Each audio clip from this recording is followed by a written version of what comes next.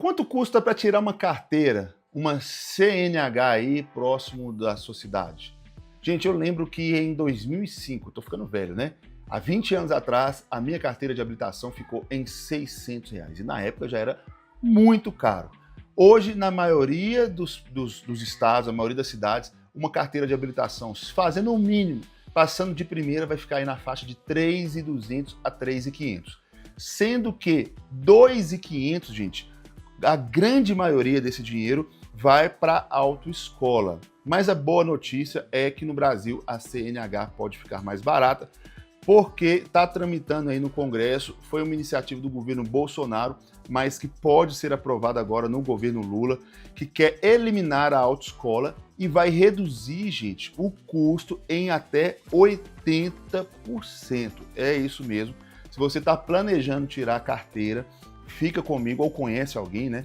Fica comigo até o final, porque esse vídeo é muito importante. Daqui a pouco você vai ver na grande mídia aí falando muito sobre isso. E não é só para quem não tem carteira e quer tirar a carteira, não. É também para você que precisa renovar, que por algum motivo perdeu a sua carteira e precisa passar novamente por um processo. Fica comigo aqui que eu vou trazer todos esses detalhes que está começando a ser falado na mídia.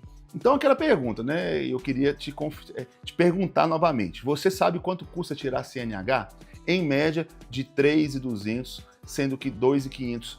Isso tudo, gente, é pago apenas para a autoescola. Agora, o governo federal está prestes a anunciar uma proposta que pode cortar esse valor em até 80% e tornar a autoescola facultativa nas categorias A e B.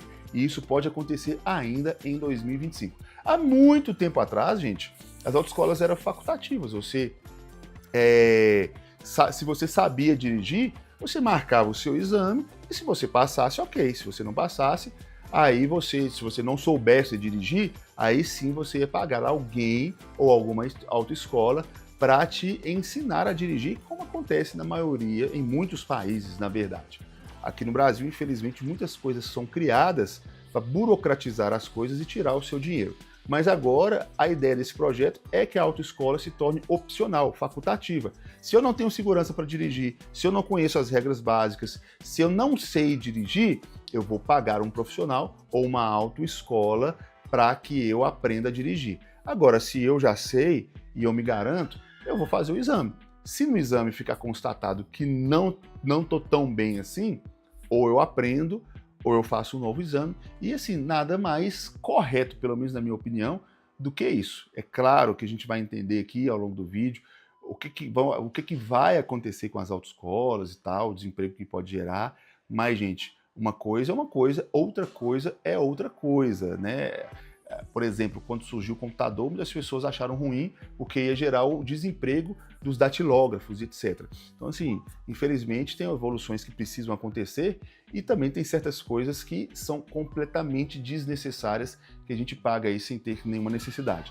É claro, gente, que as autoescolas não vão fechar, porque o que mais tem é pessoas que precisam aprender a dirigir. Inclusive, existem autoescolas que prestam serviço para habilitados, ou seja, a pessoa conseguiu tirar a carteira, mas não sente segurança, etc. Ou seja, gente para aprender a dirigir, gente para precisar perder o medo do trânsito, etc. Sempre vai ter, isso não quer dizer o fim das autoescolas. E a pergunta é, será que isso vale a pena? Quais são os riscos dessa mudança? Fica comigo até o final do vídeo e entenda tudo, desde a economia prometida até os cuidados que você precisa tomar. O que está sendo proposto?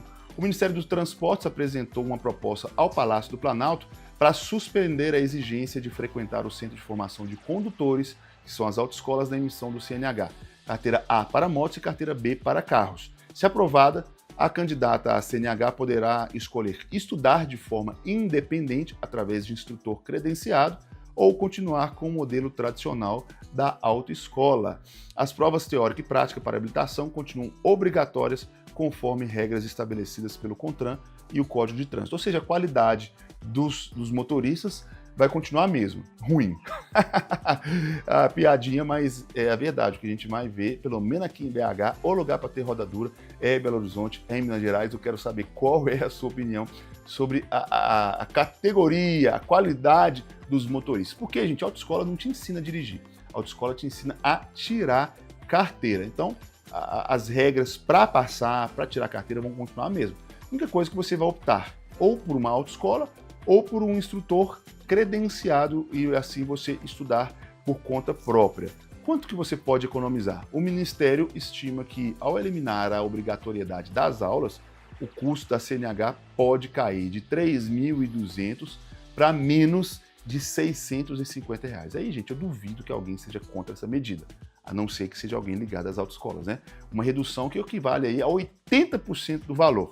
A maior economia viria justamente da dispensa das tarifas obrigatórias cobradas pelas autoescolas, que representam aí quase 80% do custo. Aí, obviamente, vem algumas críticas e algumas preocupações, porque entidades do setor já manifestaram a sua preocupação, obviamente. O presidente do Sindicato de Autoescolas, por exemplo, de Pernambuco, classificou a proposta como um risco real ao setor, alegando que ela poderia liquidar cerca de 300 mil empregos e afetar cerca de 450 mil veículos circulantes, que são os veículos utilizados aí para a formação de condutores. Especialistas também alertam para o fato de que as aulas práticas com instrutor fazem mais que ensinar a dirigir, reforçam direção defensiva, conscientização sobre leis de trânsito e responsabilidade no volante.